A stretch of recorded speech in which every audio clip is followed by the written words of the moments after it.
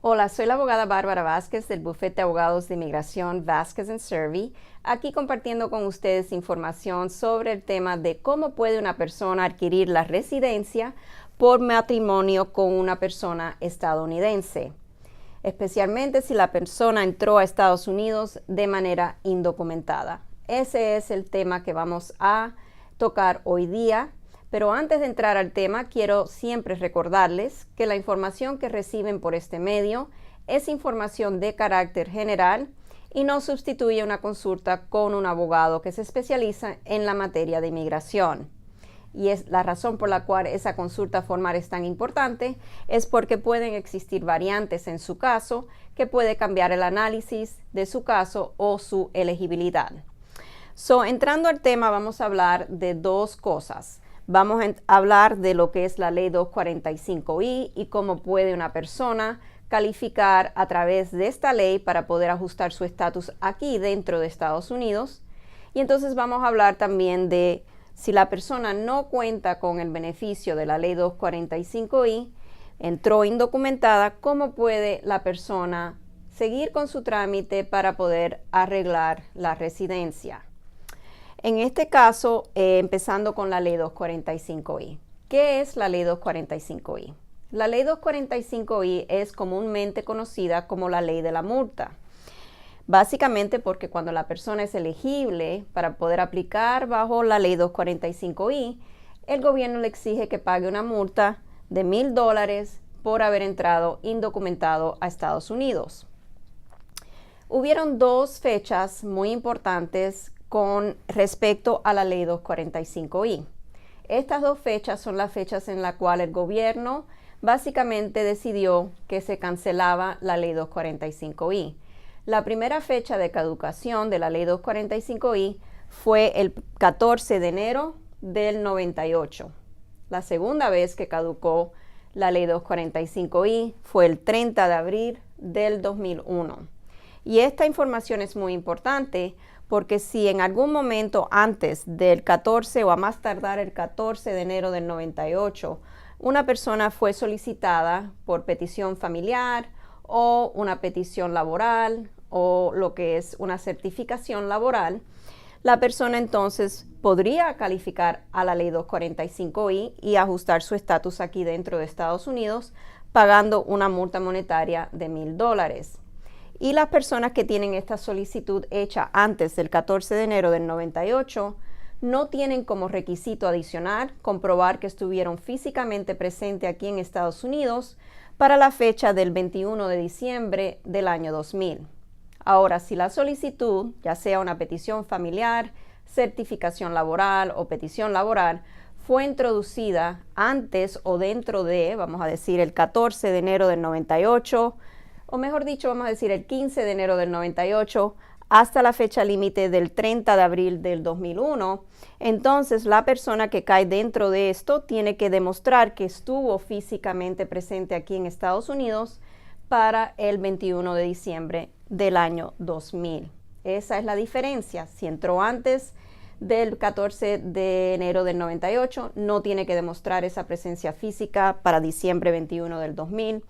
Si la solicitud entró después de esa fecha del 14 de enero del 98, pero antes del 30 de abril del 2001, la persona entonces tiene ese requisito adicional de comprobar la presencia aquí en Estados Unidos en la fecha del 21 de diciembre del año 2000.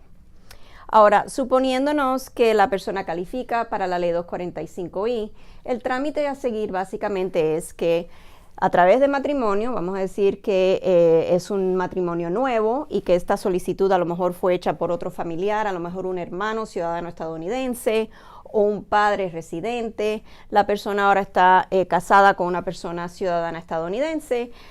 Ese cónyuge estadounidense tendría que hacer una petición familiar, que es la I-130, junto con la solicitud para el ajuste de estatus, junto con la solicitud para el permiso de trabajo. Tendríamos que demostrar que esta solicitud antigua de la I-130 fue introducida antes de una de estas fechas límites para que la persona entonces compruebe que califica bajo la ley 245I entonces se entrega esa prueba, se paga la multa y esperamos a que lo citen para las huellas y después para la entrevista para su ajuste de estatus. Muy importante, pueden existir variantes que cambie este análisis y por eso les recomendamos siempre que usted consulte con un abogado que se especialice en la materia de inmigración. Ahora, suponiéndonos que la persona no cuenta con el beneficio o la protección de la ley 245I, está casado con una persona estadounidense, entró de manera indocumentada, entonces el proceso a seguir es la petición familiar, nuevamente, por el patrocinador, el cónyuge ciudadano estadounidense, la petición familiar I-130. Una vez que la solicitud sea aprobada, entonces entramos al segundo paso del caso, que es el proceso consular. Ahora, en este trámite es muy importante, si la persona se encuentra aquí dentro de Estados Unidos de manera indocumentada, tenemos que ver si va a calificar para el perdón provisional por presencia indocumentada, lo cual es la petición I-601A. Básicamente una persona que está aquí dentro de Estados Unidos y ha estado aquí más de 180 días, pero menos de un año, va a tener un castigo de 3 años sin poder reingresar a Estados Unidos, a no ser que el gobierno le conceda un perdón por la presencia indocumentada de Estados Unidos. Ese perdón provisional se puede solicitar dentro de Estados Unidos. Conseguimos la aprobación antes de que la persona tenga que salir del país.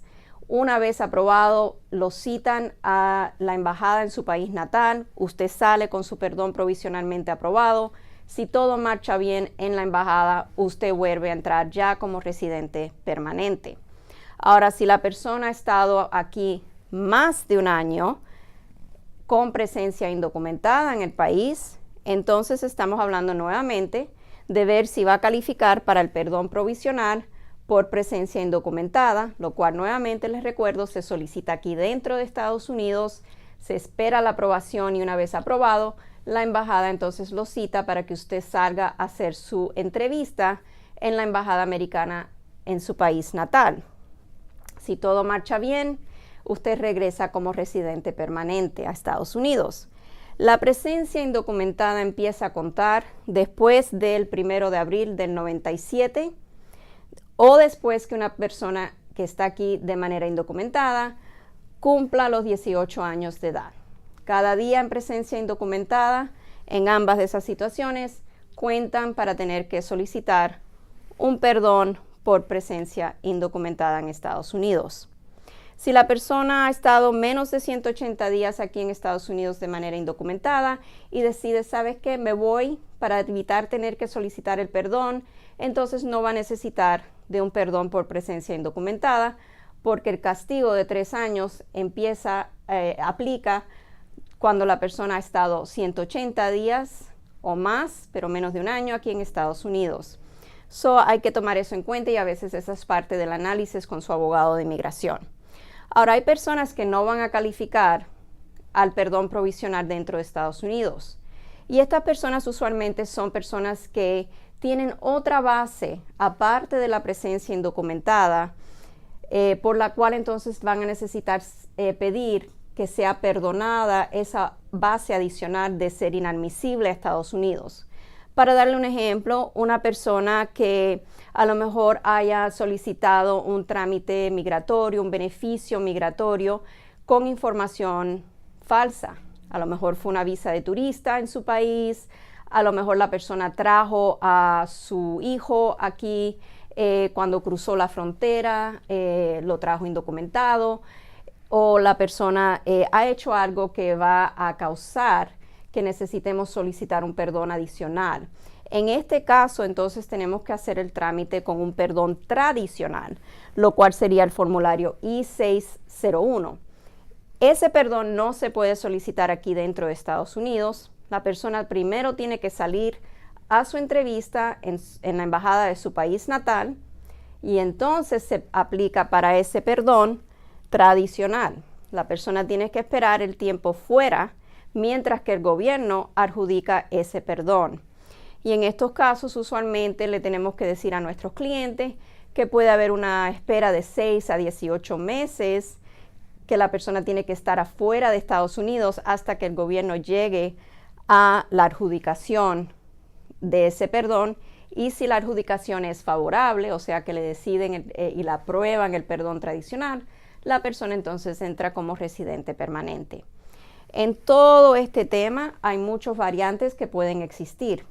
El historial migratorio de una persona tiene mucho que ver y mucho influye en si podemos hacer un trámite o no para adquirir la residencia. También influye el historial penal de una persona.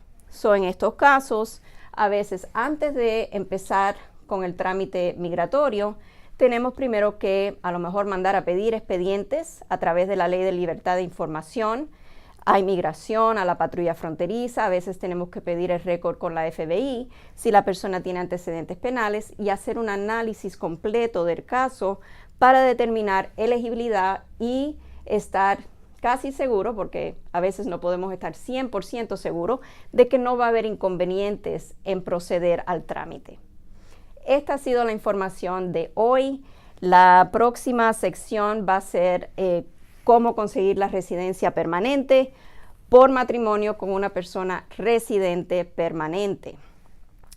Los invito a que nos vea por nuestra página de Facebook o nuestra página de YouTube, donde van a siempre poder tener información sobre el tema de inmigración. Soy la abogada Bárbara Vázquez, un placer compartir con ustedes siempre. Si tienen alguna duda o quieren hacer cita para venir a vernos, nos pueden llamar al 678-303-0018. Muchas gracias.